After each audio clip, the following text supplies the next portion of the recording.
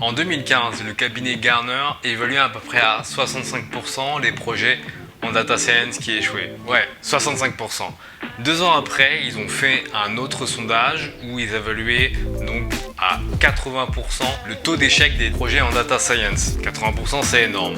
Et depuis quelques années, généralement le taux d'échec il est de 80%. C'est étonnant, mais c'est la réalité. Ici c'est Willis pour Data from Scratch. Et aujourd'hui, on va voir les 5 raisons pour lesquelles un projet en data science échoue. Et que vous soyez data engineer, data analyst, data scientist, chef de projet, manager, bref, que vous travaillez dans l'environnement de la data et de la data science, je crois que cette vidéo va vous intéresser. Allez, c'est parti. Donc ouais, effectivement, généralement, le taux de réussite d'un projet en data et data science, il est autour de 20%. Ouais, ça peut être surprenant, mais avec les quelques années d'expérience que j'ai remarqué qu'effectivement, il y avait des raisons pour lesquelles les projets réussissaient et d'autres pour lesquelles les projets échouaient. Et je vais vous expliquer ça maintenant. Mais avant de continuer, je vais vous demander 3 choses. Comme d'habitude, je vais vous demander de mettre un like à la vidéo, je vais vous demander de vous abonner et de mettre la cloche pour être informé des vidéos à venir. C'est fait? Super. Dernière chose, n'oubliez pas mon cadeau gratuit qui est en description sur les métiers de la data. Si vous voulez savoir tout concernant le métier de data analyst, data scientist et data engineer avec les compétences demandées, le niveau de diplôme, des exemples de portfolio, tout en description et je vous le conseille vivement, c'est super. Pour commencer cette vidéo, on va faire un petit scénario où on est sur un projet de data science et on est dans une entreprise, par exemple Pizza Hut, et on veut savoir combien il y a de pizzas vendues pour le mois de novembre parce qu'on arrive au mois de décembre et il peut y avoir des rushs en termes de vente de pizza. Et donc, l'initiative a été lancée de faire une analyse de données sur le nombre de pizzas qui a été vendu au mois de décembre de l'année dernière pour en savoir plus. Donc, une équipe de data science prend le projet, développe ce qu'il faut développer, crée des dashboards, crée des forecasts de données, donc des prévisions sur ce qui va se passer dans un mois, bref, beaucoup de contenu. Seul problème, c'est que dans l'entreprise à Pizza Hut, personne n'était au courant. Personne ne voulait véritablement avoir une analyse de données sur ce qui pouvait être vendu au mois de décembre, sur ce qui pouvait être vendu au mois de novembre, et c'est ce qui a été vendu au mois de novembre dernier et décembre dernier. Donc, déjà la première erreur, c'est dans une équipe de data science, s'il n'y a pas de vision, s'il n'y a pas de but, s'il n'y a pas de why, ça ne peut pas marcher. Et en tant qu'expert de la donnée, donc si vous êtes data analyst, data scientist ou data engineer, vous répondez à des questions qui sont liées au business, au cœur de métier, donc de l'entreprise pour laquelle vous travaillez. Et donc ce qui est très important, c'est toujours rester en lien et en connexion avec l'entreprise et avec les parties prenantes, avec les métiers pour lesquels vous pouvez travailler. Et donc ne pas partir sur des analyses de données si finalement le client ne vous le demande pas. Ça peut paraître évident, mais il y a tellement de données très souvent dans les entreprises qu'on peut très bien facilement faire des analyses de données pour être proactif. Mais pour être proactif, il faut connaître le besoin du client et le besoin de vos partenaires dans l'entreprise. Et donc avoir une vision claire sur les attentes de votre équipe. Est-ce que votre équipe est une équipe analytique qui est dédiée au marketing, à la vente, bref, avoir une mission claire sur le but de votre équipe analytique va vous aider à répondre à des questions qui vont aider le métier et qui vont aider l'entreprise. Et donc au final, quand on a une équipe analytique, c'est toujours définir un why et le définir de manière explicite et en faire une vision. Donc le deuxième point, c'est la qualité de données. Dans le monde actuel, on a énormément de données. Mais très souvent, on va se retrouver avec des qualités de données assez faibles. Quand je parle de qualité de données, c'est par exemple, disons un fichier Excel avec beaucoup d'adresses postales vides ou beaucoup d'éléments vides. Et très souvent, on minimise la qualité de données. Malheureusement, la qualité de données est un des éléments les plus complexes en data science et en data engineering à manipuler, car la qualité de données prend énormément de temps. Et donc pour pallier à ce problème de qualité de données, ma solution c'est d'analyser la qualité de données de bout en bout de la chaîne de transformation de la donnée. C'est-à-dire du travail de data engineer qui va prendre les données, les transformer et les mettre à disposition dans une base de données. Ensuite, le data analyst qui va faire des analyses avec ces données et le data scientist qui va faire des analyses un peu plus poussées, voire des modèles de machine learning. Et sur cette chaîne de travail, être conscient qu'il va falloir suivre et monitorer la donnée pour être conscient de si la qualité de données est là ou pas.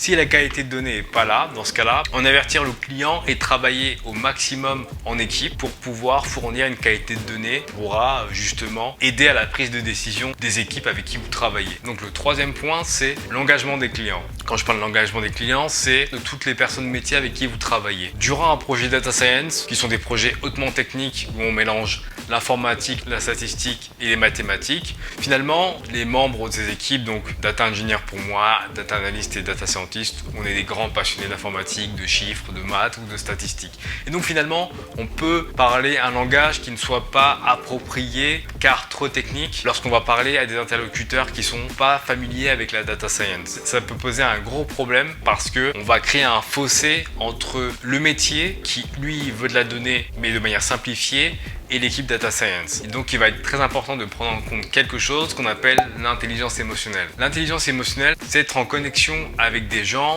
avoir cette capacité de communiquer de manière efficace. Et ça, c'est très important, quel que soit le type de poste en data science. Et donc ça va demander par exemple de poser des questions à son client, se mettre à la place du client, se demander si cette donnée est pertinente et donc poser la question au client à savoir si la donnée est pertinente. Bref, ça demande une vraie réflexion pour être en lien avec les personnes avec qui on travaille qui ne sont pas l'équipe data science. Et ça, c'est quelque chose qui peut être souvent sous-estimé.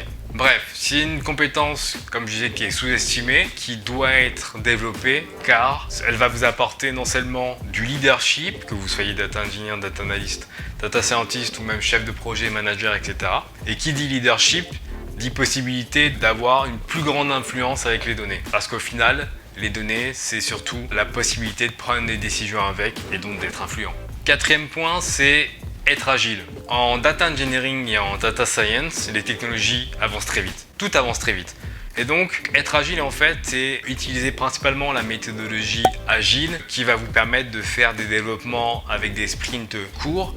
Et donc, ça va vous permettre de livrer du contenu à vos clients, à vos métiers de manière assez rapide et justement de créer ce lien car en livrant assez rapidement, votre client va avoir quelque chose de concret, il va avoir quelque chose de concret dans ses mains. Donc il va avoir un dashboard concrètement, il va avoir ses chiffres et ça va justement créer ce lien de confiance qui peut être des fois difficile à créer. Une observation que je me suis faite avec les projets agiles que j'ai fait, c'est que ça permet d'amener 3 éléments qui sont importants sur un projet. Le premier élément, c'est le côté test. Ça permet de tester rapidement des features que vous livrez. Et qui dit test rapide dit échec. Et donc qui dit échec dit finalement savoir ce qu'on veut assez rapidement. Donc ça, c'est le premier point. Faire des tests. Le deuxième point, c'est donc livrer. Quand vous livrez de la valeur à quelqu'un en data science, il va voir la valeur que vous lui apportez. Il ne faut pas oublier que très souvent en informatique, les projets sont vus comme des coûts et pas comme quelque chose qui apporte des choses. Donc si vous êtes vu comme des coûts, ça va vous poser problème pour l'avenir.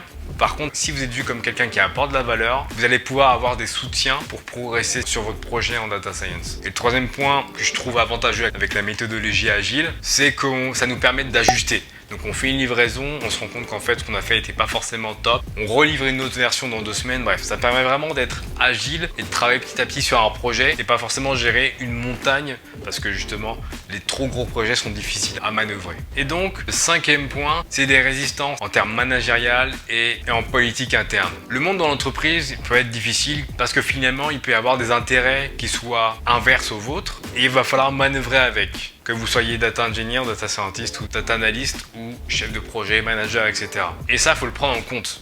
Ça, on peut pas être aveugle à ce niveau-là. Et donc, il va falloir convaincre, que ce soit des VP ou des gens plutôt haut placés qui veulent avoir, par exemple, vite de l'intelligence artificielle dans leur business. Et ça, c'est ajusté, c'est normal.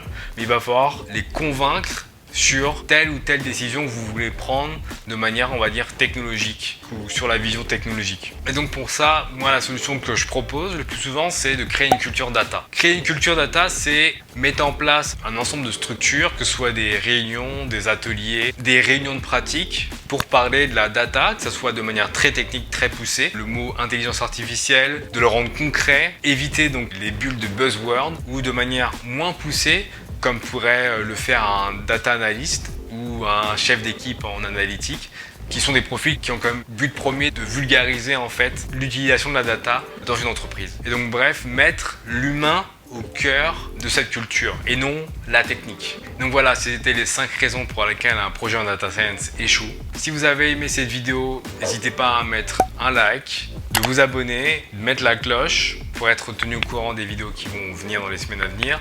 Et n'oubliez surtout pas mon cadeau gratuit qui est ici, je l'affiche là, mais vous le trouverez en description sur tous les métiers de la data, donc data engineer, data scientist et data analyst. Qu'est-ce que sont ces métiers et comment le devenir. Ça m'a fait plaisir de vous faire cette vidéo. Sur ce, je vous dis à la semaine prochaine. C'était Willis pour Data from Scratch.